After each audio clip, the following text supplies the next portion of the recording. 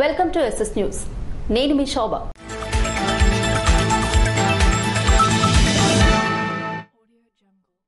ఐదేళ్ల రాక్షస పాలనను ప్రజలు అంతమొందించారని వజ్రపు కొత్తూరు పీఏసీఎస్ మాజీ అధ్యక్షుడు టీడీపీ సీనియర్ నాయకుడు దువ్వాడ హేంబాబు చౌదరి తమ అభిప్రాయాన్ని వ్యక్తం చేశారు.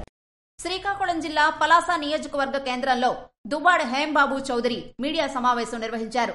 సొంత పార్టీ నేతలను అణిచివేయటం, కాళింగ నాయకులపై దాడులు చేయించిన మాజీ మంత్రికి ప్రజలు గట్టిగా బుద్ధి చెప్పారని, చిత్తుచిత్తుగా ఓడించారని పేర్కొన్నారు. సామాజిక మాధ్యమాలు వేదికగా ఇష్టానుసారంగా కారు కూతలు కూయించిన అప్పలరాజుకి దిమ్మ తిరిగేలా చేశామని అన్నారు. ఎన్నికల్లో పలాస నియోజకవర్గ ఎమ్మెల్యేగా అత్యధిక మెజారిటీతో శిరీషమ్మను గెలిపించినటువంటి పలాస నియోజకవర్గ ప్రజలకు అందరికీ కూడా నా నమస్కారాలు తెలియజేస్తూ, గత 5 సంవత్సరాలుగా రాక్షస పాలన అంతమొందించినందుకు మీ అందరికీ కూడా శిరస్సు వంచి నమస్కారాలు తెలియజేస్తున్నాం. నవంబర్ 2న తెలుగుదేశం పార్టీలో 400 మందితో వైసీపీ నాయకులతో నేను జాయిన్ అయిన రోజు మీకు ఒకటే చెప్పా, సినిమా చూపిస్తా అని చెప్పా. ఆ సినిమాయే ఇది. నిన్న చూసావు, బూతులు ఓపెన్ అయినప్పుడు 3వ రౌండ్ లో కూడా ఉండలేకపోయావు. 3వ రౌండ్కే లేచి వెళ్ళిపోయావు. ఇదే దెబ్బంటే. ఇక్కడ మనుషులు చాలా తెలివైన వాళ్ళు. అప్పలరాజు గారు చాలా వివేకంతో, ఈసారి ఎలక్షన్ అయితే మాత్రం పలాస ప్రాంత ప్రజలు చాలా వివేకంతో, విజ్ఞతతో ఎవరికి ఓటేయాలో, ఎవరికి ఓటేస్తే పలాసలో నిర్భయంగా మనం తిరగగలమో, నిర్భయంగా వ్యాపారాలు చేసుకోగలమో, ఎక్కడైతే ప్రశాంతంగా బతకగలమో, ఎవరు మనకు నాయకులైతే ప్రశాంతంగా జీవించగలమో అని ఇవన్నీ కూడా ఆలోచించే ఓటేశారు. అదేవిధంగా కాళింగ కులాన్ని ఏ విధంగా భూస్థాపితం చేశాడో మీరందరూ చూశారు. ఈ ప్రాంతమే కాదు, ఈ రాష్ట్ర ప్రజలు కూడా చూశారు. భూస్థాపితం చేయాలని శపథం చేశాడు ఆయన. ఒక 3-4 కాళింగలను పక్కన పెట్టుకుని వాళ్ళతో మాట్లాడించి, వాళ్ళతో రెచ్చగొట్టించి, ఫేస్బుక్లోను వాట్సాప్ల్లోనూ కాళింగ కులంలో నాయకత్వ లక్షణాలు ఉన్నటువంటి ప్రతి వ్యక్తిని కించపరిచాడు. దానికి సమాధానమే ఈరోజు 44,000 చిల్లర మెజారిటీతో శిరీషమ్మను గెలిపించిందన్న సంగతి మర్చిపోకండి. ఇక రాష్ట్రంలో చూస్తే ఎలా అయితే జగన్మోహన్ రెడ్డి అణిచివేసి నియంత పాలన చేయాలనుకున్నాడో, ఇక్కడ డాక్టర్ అప్పలరాజు కూడా అదే విధంగా చేయాలనుకున్నాడు. నేను ఒకటే అడుగుతున్నాను అప్పలరాజు గారికి, గతంలో పనిచేసినటువంటి నాయకులు నీ దగ్గర ఎందుకు లేరు? ఈరోజు చూశాం ఎలాంటి వాళ్ళతో నీవు ఎలక్షన్కి వెళ్ళావో, ఎలాంటి భంగపాటు పడ్డావో. ఇవంతా కూడా మీకు గుణపాఠంగా నేర్చుకొని రాబోయే రోజుల్లో మీరు నిజాయితీ కలిగిన రాజకీయాలు నేర్చుకుంటారని మీకు సజెస్ట్ చేస్తున్నాను. నేను పలాస ప్రాంత ప్రజలకు శిరీషమ్మను 44,000 ఓట్లు మెజారిటీతో ఆమె యొక్క సంకల్పం ప్రతి చేరుకి నీరు, ప్రతి చేతికి పని అనే సంకల్పం నమ్మి మీ అందరూ కూడా ఓట్లేసినందుకు మీ అందరికీ మరోసారి ధన్యవాదాలు తెలియజేసుకుంటూ, వచ్చే పరిపాలనలో షబాష్ షరీఫ్ అనిపించుకునే విధంగా మేమందరం కలిసికట్టుగా పనిచేసి రాష్ట్రంలో అలాగే కేంద్రంలో ప్రభుత్వం యొక్క సహాయాన్ని పొంది మంచి ప్రజల వద్ద మంచి మన్ననలు పొందుతామని ఆశిస్తూ మీ అందరికీ ధన్యవాదాలు తెలియజేసుకుంటున్నాను. 2019లో అప్పలరాజు వెనుకున్న నాయకులు ఈ ఎన్నికల్లో ఇప్పుడు ఒక్కరైనా ఉన్నారా అని ప్రశ్నించారు. అహంకారానికి నిదర్శనంగా నిలిచిన అప్పలరాజు ఒళ్లు దగ్గర పెట్టుకుని ఉండాలని సంచలన వ్యాఖ్యలు చేశారు. ప్రజలు గౌతు శిరీషను భారీ మెజారిటీతో గెలిపించారని, ఆమె ప్రతి చేనుకు నీరు, ప్రతి చేతికి పని అనే నినాదాన్ని ముందుకు తీసుకెళ్తారని ఆశాభావం వ్యక్తం చేశారు. శ్రీకాకుళం జిల్లాకి మార్పు తీసుకొస్తానని శాసనసభ్యునిగా ఎన్నికైన గొండు శంకర్ అన్నారు. శ్రీకాకుళం నియోజకవర్గం సమగ్రాభివృద్ధికి 6 సూత్రాల ప్రణాళిక తయారు చేశామని, దాన్ని ఒక మేనిఫెస్టోగా భావించి మిగిలిన ప్రజాప్రతినిధుల సహకారాన్ని తీసుకుని తూచా తప్పకుండా అమలు చేస్తామని శ్రీకాకుళం అసెంబ్లీకి శాసనసభ్యునిగా ఎన్నికైన గొండు శంకర్ పేర్కొన్నారు. గురువారం శ్రీకాకుళం ఆర్ట్స్ కళాశాల ఆవరణలో స్టార్ వాకర్స్ క్లబ్ ఆధ్వర్యంలో ఎమ్మెల్యేను అభినందించారు. ఈ సందర్భంగా గొండుశంకర్ మాట్లాడుతూ శ్రీకాకుళం జిల్లా ముఖ చిత్రాన్ని ఎంపీ కింజరాపు రామ్మోహన్ నాయుడు సహకారం తీసుకుని మార్పు చేస్తానని, జిల్లా కేంద్రం రూపురేఖలు తద్వారా మారుతాయని అన్నారు. క్రీడాకారులకు వాకర్స్ కు ఇచ్చిన హామీ మేరకు కోడి రామ్మూర్తి స్టేడియంను యుద్ధ ప్రాతిపదికన సర్వాంగ సుందరంగా తయారు చేసి జిల్లా ప్రజలకు అంకితం చేస్తానని గొండుశంకర్ హామీ ఇచ్చారు. రెండవది, శ్రీకాకుళం నుండి ఆందలవలస రైల్వే స్టేషన్ కు వెళ్లే రహదారి పనులు శరవేగంగా పూర్తి చేస్తామని, దీనికి కావలసిన నిధులు తీసుకుని వస్తానని చెప్పారు. న్యాయస్థానం అభ్యంతరంతో ఎన్నో ఏళ్లుగా ఎన్నికలకు దూరంగా ఉన్న శ్రీకాకుళం మున్సిపల్ కార్పొరేషన్ ఎన్నికలు సాధ్యమైనంత త్వరగా అయ్యేటట్లు చర్యలు తీసుకుంటామని శంకర్ హామీ ఇచ్చారు. శ్రీకాకుళం జిల్లా కేంద్రం నుండి గ్రామీణ ప్రాంతాలను కలుపుతూ ఔటర్ రింగ్ రోడ్డు ఏర్పాటు చేస్తామని చెప్పారు. శ్రీకాకుళం నియోజకవర్గం పరిధిలో రైతులకు సాగునీరు ఇబ్బంది లేకుండా చేసేందుకు వంశధార, నాగావళి నదుల నుండి వస్తున్న సాగునీటి కాలువలు పొడిగింపు చేస్తామని అన్నారు. శ్రీకాకుళం జిల్లా సమగ్రాభివృద్ధికి జిల్లా నుండి ఎన్నికైన ప్రజా ప్రతినిధులంతా సంపూర్ణ సహకారాన్ని అందించాలని గొండుశంకర్ కోరారు. అంతకన్నా ముందు స్టార్ వాకర్స్ క్లబ్ ఆధ్వర్యంలో నూతనంగా ఎన్నికైన యువ ఎమ్మెల్యే గొండుశంకర్ ను సత్కరించారు. కార్యక్రమంలో వాకర్స్ ఇంటర్నేషనల్ సంస్థ ప్రతినిధులు ఇందిరా ప్రసాద్, పీజీ గుప్తా, ఎస్ జోగినాయుడు, గేదెల లక్ష్మి, దేవి ప్రసాద్, పలువురు టీడీపీ నేతలు, కార్యకర్తలు, క్రీడాకారులు, వివిధ క్రీడా సంఘాల నాయకులు కార్యక్రమంలో పాల్గొన్నారు. మద్యం మైకంలో ఇరువురు కొట్లాట.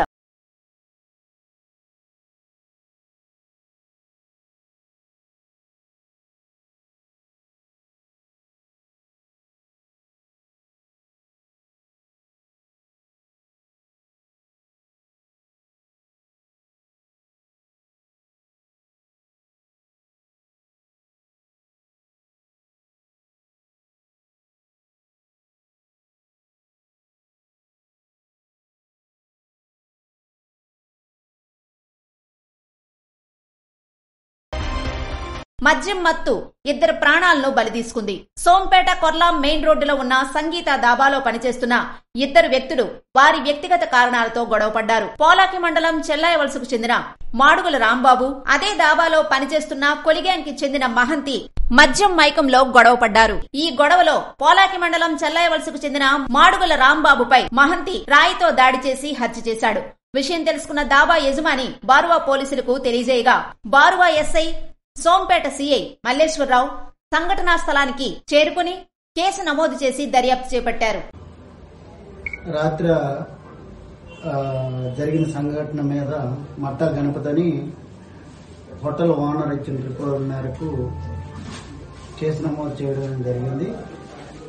ముఖ్యాంశాలు ఏంటంటే ఇందులో సూర్యనారాయణ మహంతి అనే ఆయన ప్లస్ అలాగే మాడుగుల రాంబాబు ఇద్దరు కూడా ఈ గణపతి దగ్గర హోటల్లో పనిచేస్తుంటారు. ఇద్దరి మధ్య చిన్న చిన్న విషయాల్లో తగాదాలు ఏర్పడ్డాయి. దాని ఫలితంగా రాత్రి ఈ సూర్యనారాయణ మహంతి రాయితో రాంబాబుని కొట్టి చంపడం జరిగింది. సదరు విషయాన్ని కంప్లైంట్ అయిన మట్ట గణపతి ఇచ్చిన ఫిర్యాదు మేరకు కేసు నమోదు చేసి దర్యాప్తు చేస్తున్నారు. స్థానిక ఆర్ట్స్ కళాశాల మైదానంలో వాకర్స్ ని ఇండోర్ స్టేడియంలో క్రీడాకారులను కలిసి వారికి కృతజ్ఞతలు తెలిపిన ఎమ్మెల్యే గొండుశంకర్. నియోజకవర్గంలో రికార్డు మెజారిటీతో చరిత్ర సృష్టించిన ఎమ్మెల్యే గొండుశంకర్ కొత్త సాంప్రదాయానికి తెరతీశారు. శాసనసభ్యునిగా ఎన్నికైన సామాన్యునిలా ఎటువంటి భేషజాలు, ఆర్భాటాలకు తావు లేకుండా తనకు అఖండ విజయాన్ని చేకూర్చిన ప్రజలకు నేరుగా కృతజ్ఞతలు తెలియజేసే ఒరవడికి శ్రీకారం చుట్టారు. సాధారణంగా స్థానిక సంస్థలకు ఎన్నికైన వారే విజయం అనంతరం లేనిపోని హంగులు, ఆర్భాటాలు చేస్తుంటారు. ఇక ఎమ్మెల్యే స్థాయి వారి గురించి చెప్పనక్కర్లేదు. ప్రజలు వారిని కలవాలంటే గంటల కొద్దీ వేచి చూడాల్సిందే. అయితే ఇందుకు విరుద్ధంగా తాను శాసనసభ్యునిగా ఎన్నికైన 2 రోజులకే మీ మనిషిగా మీకు ఎల్లప్పుడూ అందుబాటులో ఉంటానంటూ ఎన్నికల ముందు ఇచ్చిన మాటను నిలబెట్టుకుంటున్నారు. ఎమ్మెల్యే అయినా ప్రజల వద్దకు ఆయనే వెళ్లి కృతజ్ఞతలు తెలియజేస్తున్నారు. ఇందులో భాగంగా గురువారం స్థానిక ఆర్ట్స్ కళాశాల మైదానంలో వాకర్స్ ని ఇండోర్ స్టేడియంలో క్రీడాకారులను కలిసి వారికి కృతజ్ఞతలు తెలిపారు. ఎన్నికల ప్రచారంలో భాగంగా వారిని కలిసిన విషయాన్ని గుర్తు చేస్తూ ఎన్నికల్లో తనకు అపూర్వ ఆదరణ చూపి భారీ మెజారిటీని అందించడం పట్ల ఆనందాన్ని వ్యక్తం చేశారు. అదేవిధంగా వారికి ఇచ్చిన హామీలను తప్పకుండా నెరవేరుస్తానని గొండుశంకర్ భరోసా ఇచ్చారు. అనంతరం ఇండోర్ స్టేడియంలో డివిజన్ ఇన్ఛార్జీలు సింహాద్రి నాయుడు, మల్ల అబ్బాయి నాయుడు, రొక్కం భాస్కర్, రౌత్ సంతోష్ ఆధ్వర్యంలో కేక్ కట్ చేసి విజయోత్సవాన్ని జరిపారు.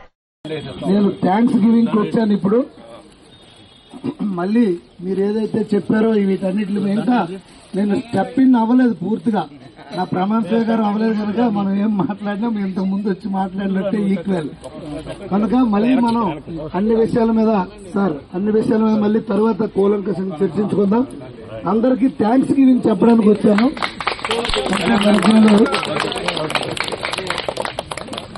ఇంత భారీ ఎత్తున నా మీద నమ్మకం ఉంచి ఇంత బాధ్యత నన్ను మీరు నా పైన ఉంచారని నేను ఫీల్ అవుతున్నాను, ఒక బాధ్యతగా ఫీల్ అవుతున్నాను. ఈ విజయం శ్రీకాకుళం నియోజకవర్గ ప్రజల విజయం. అలాగే ఈ విజయాన్ని వారికి అంకితం చేస్తున్నానని కూడా ఈ సందర్భంగా తెలియజేసుకుంటూ నా హృదయపూర్వక ధన్యవాదాలు తెలియజేసుకుంటూ అందరికీ పేరు పేరున నా హృదయపూర్వక ధన్యవాదాలు తెలియజేసుకుంటూ మరొకసారి అందరికీ నమస్కారాలు. కార్యక్రమంలో నగర పార్టీ అధ్యక్ష కార్యదర్శులు మాదారపు వెంకటేష్, చిట్టి నాగభూషణం, వివిధ డివిజన్ల ఇన్ఛార్జీలు కవ్వాడి సుశీల, సీపాన రమ తదితరులు పాల్గొన్నారు. తెలుగుదేశం పార్టీ అధినేత నారా చంద్రబాబు నాయుడిని కలిసిన కలిశెట్టి అప్పలనాయుడు. తెలుగుదేశం పార్టీ అధినేత నారా చంద్రబాబు నాయుడిని, తెదేపా జాతీయ ప్రధాన కార్యదర్శి నారా లోకేష్ ని విజయనగరం పార్లమెంటు సభ్యులు కలిశెట్టి అప్పలనాయుడు మర్యాదపూర్వకంగా కలుసుకున్నారు. అనంతరం టీడీపీ అధినేత చంద్రబాబు నాయుడు అధ్యక్షతన ఉండవెల్లిలో జరిగిన పార్లమెంటు పార్టీ సమావేశంలో పాల్గొన్నారు. విజయోత్సాహంతో ర్యాలీ నిర్వహించిన ఉమ్మడి కూటమి టీడీపీ ఎమ్మెల్యే బగ్గు రమణమూర్తి. సార్వత్రిక ఎన్నికల్లో అఖండ మెజారిటీతో విజయం సాధించిన ఎమ్మెల్యే బగ్గు రమణమూర్తి నరసనపేట నియోజకవర్గంలో భారీ ర్యాలీ నిర్వహించారు. తనకు ఇంతటి ఘన విజయాన్ని అందించడంలో ప్రముఖ పాత్ర వహించిన కార్యకర్తలకు, నాయకులకు పేరు పేరున ధన్యవాదాలు తెలిపారు.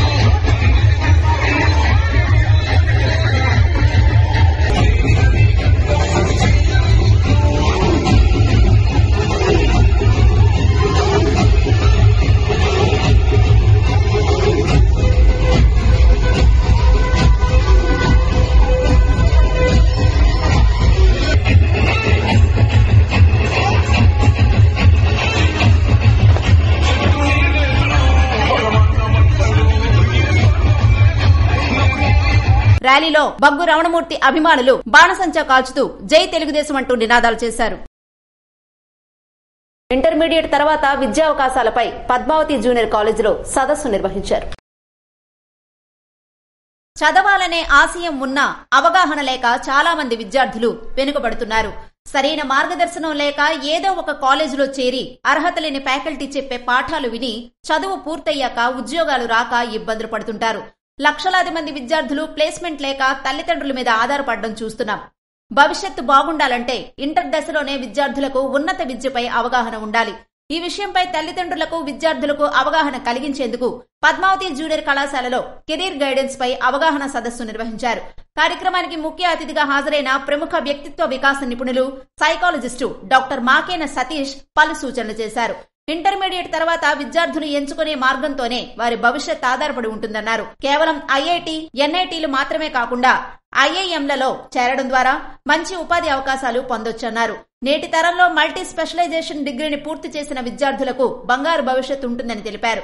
డ్యూయల్ డిగ్రీతో విద్యార్థులకు మెరుగైన అవకాశాలు ఉంటాయని, రెగ్యులర్ విధానంలో ఒక డిగ్రీ చేస్తూనే ఆన్లైన్లో మరొక డిగ్రీ పట్టా సాధించొచ్చని అన్నారు. కోర్స్ రేంక్, లింక్డ్ఇన్ లాంటి సంస్థలు వందల సంఖ్యలో సర్టిఫికేట్ కోర్సులు ఉచితంగా అందిస్తున్నాయని, వాటిని విద్యార్థులు సద్వినియోగం చేసుకోవాలని సూచించారు. బైపీసీ విద్యార్థులు కేవలం మెడిసిన్, అగ్రికల్చర్, ఫార్మసీ తదితర కోర్సులు మాత్రమే కాకుండా బయోటెక్, బయోకెమిస్ట్రీ, ఫోరెన్సిక్ సైన్స్ వంటి కోర్సులు ఎంపిక చేసుకోవచ్చని తెలిపారు. సచిన్ టెండూల్కర్ క్రీడలలో గొప్పవాడు, అబ్దుల్ కలాం శాస్త్ర సాంకేతిక విజ్ఞానంలో గొప్పవాడు. అలాగే మీ పిల్లవాడు ఎందులో గొప్పవాడో గమనించండి.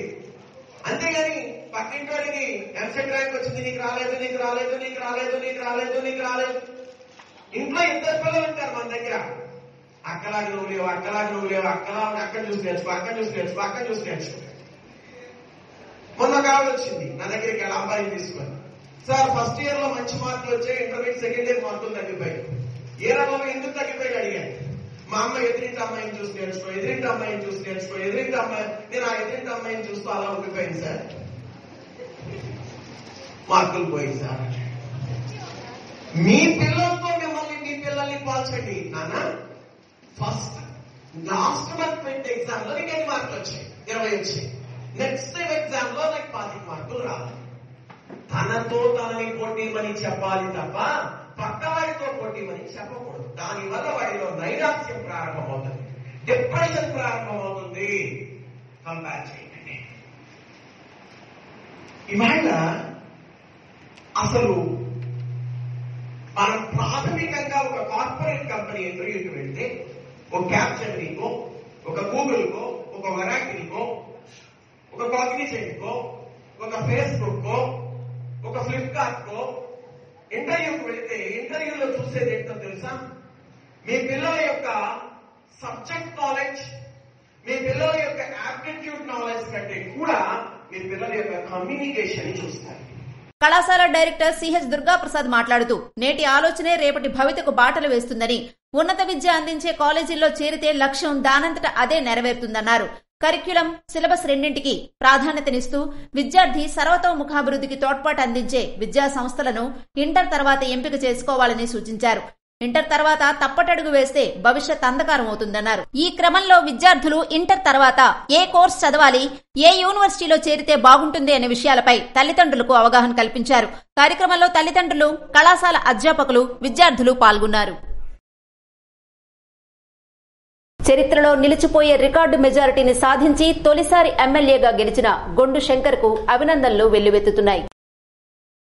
గురువారం నుంచి అటు కిష్టప్పపేటలోని గొండు శంకర్ స్వగృహం, ఇటు నగరంలోని విశాఖ ఏ కాలనీలోని ఆయన పార్టీ కార్యాలయం సందర్శకులతో హడావుడిగా మారింది. నియోజకవర్గంలోని నలుమూలల నుంచి పెద్ద ఎత్తున తరలివచ్చిన శ్రేణులు, అభిమానులు గొండు శంకర్ ను అభినందనల వెల్లువతో ముంచెత్తారు. పూలదండలు వేసి, పుష్పగుచ్చాలు అందజేసి, సాలువలతో సత్కరించి తమ అభిమానాన్ని చాటుకున్నారు. విజయ సమాచారం అందుకున్నప్పటి నుంచి ఉబ్బి తబ్బిబ్బవుతున్న వారంతా శంకర్ సమక్షంలో తమ ఆనందాన్ని పంచుకున్నారు. కాగా తనపై అభిమానంతో తరలివచ్చి అభినందనలు తెలిపిన ప్రతి ఒక్కరికి గొండు శంకర్ కృతజ్ఞతలు తెలిపారు. తన పట్ల చూపుతున్న ఆదరణ మరువలేనిదని పేర్కొన్నారు. శాసనసభ్యునిగా నిస్వార్థమైన సేవలందించి నియోజకవర్గ ప్రజల రుణం తీర్చుకుంటానని అన్నారు. అన్ని శాఖల సమన్వయం, సమిష్టి కృషితో కౌంటింగ్ నిర్వహణ విజయవంతమైందని హర్షం వ్యక్తం చేసిన జిల్లా ఎన్నికల అధికారి మంజీర్ జిలానీ సమూన్. ఎన్నికల షెడ్యూల్ విడుదలైనప్పటి నుంచి కౌంటింగ్ ప్రక్రియ ముగిసే వరకు ఎన్నికల నిర్వహణలో వివిధ శాఖల సహాయ సహకారాలు, భాగస్వామ్యం మరువలేనిదని జిల్లా ఎన్నికల అధికారి మంజీర్ జిలానీ సమూన్ అన్నారు. కౌంటింగ్ ప్రశాంతంగా, సజావుగా, నిష్పక్షపాతంగా నిర్వహించడంలో సహకరించిన ప్రతి ఒక్కరిని ఆయన అభినందించారు. విజయవంతంగా కౌంటింగ్ నిర్వహణకు సూచనలు, సలహాలు అందజేసిన రాష్ట్ర ప్రధాన ఎన్నికల అధికారి ముఖేష్ కుమార్ మీనా వారికి జిల్లా ఎన్నికల అధికారి, కలెక్టర్ మంజీర్ జిలానీ సమూన్ ధన్యవాదాలు తెలియజేశారు. అలాగే జిల్లాలో గెలుపొందిన పార్లమెంట్ అభ్యర్థి 8 నియోజకవర్గాల శాసనసభ్యులకు అభినందనలు తెలియజేశారు. అన్ని శాఖల సమన్వయం, సమిష్టి కృషితోనే ఇది సాధ్యమైందని హర్షం వ్యక్తం చేశారు. కలెక్టర్ కార్యాలయంలో ఆయన ప్రత్యేకంగా ఆర్ఓలు, నోడల్ అధికారులతో సమావేశమై ప్రతి ఒక్కరిని పేరు పేరున అభినందించారు. జిల్లాలో శాంతి భద్రతలకు ఎలాంటి విఘాతం కలగకుండా ప్రశాంత వాతావరణంలో కౌంటింగ్ నిర్వహించడం చాలా సంతోషకరమని, జీవితకాలం ఈ జ్ఞాపకాలు మరువలేనివన్నారు. అదృష్టం కొద్దీ ఎన్నికల నిర్వహణపై మంచి పరిజ్ఞానం ఉన్న బృందం లభించిందన్నారు. అంతా కష్టపడేవారే, ముఖ్యంగా వారి కుటుంబాలను అభినందించాలి. సుమారు 6 నెలల నుండి బిఎల్ఓలు ఇంటింటికి వెళ్లి సర్వే నిర్వహించారని అన్నారు. పోలింగ్ తర్వాత కౌంటింగ్ కూడా డిబ్రీఫింగ్ నిర్వహించడం జరిగిందని, కౌంటింగ్ ప్రెస్ సజావుగా జరిగిందని సంతృప్తి వ్యక్తం చేశారు. ఈ విజయం ప్రతి ఒక్కరిదని అభినందించారు. బిఎల్ఓ, మండలం, డివిజన్, జిల్లా స్థాయి అందరూ అధికారులు, పోలీస్ అధికారులు సమన్వయంతో ఎన్నికల ప్రక్రియ విజయవంతం జరిగిందన్నారు. ఈ ప్రక్రియలో జాయింట్ కలెక్టర్, డిఆర్ఓ ప్రధాన పాత్ర అన్నారు.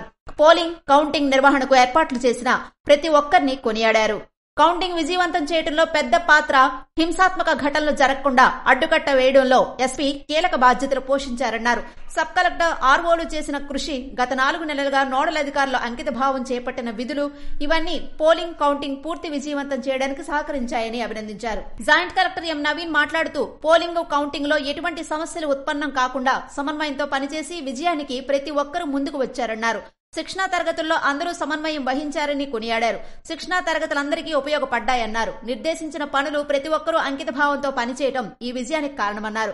కలెక్టరేట్ లో ఎన్నికల విధులు నిర్వహించిన ప్రతి ఒక్కరిని కొనియాడారు. అలాగే కౌంటింగ్ కేంద్రాల్లో కావలసిన మౌలిక సదుపాయాలు ఏర్పాట్లు చేసిన సంబంధిత నోడల్ అధికారులను ప్రశంసించారు. కార్యక్రమంలో ఆంధ్రవలస నియోజకవర్గం రిటర్నింగ్ అధికారి joint collector M Naveen, Tekkali sub collector, Tekkali returning అధికారి నూరల్ కమర్, జిల్లా రెవెన్యూ అధికారి ఎం గణపతిరావు, జిల్లా పరిషత్ సీఈఓ వెంకటేశ్వరరావు తదితరులు పాల్గొన్నారు.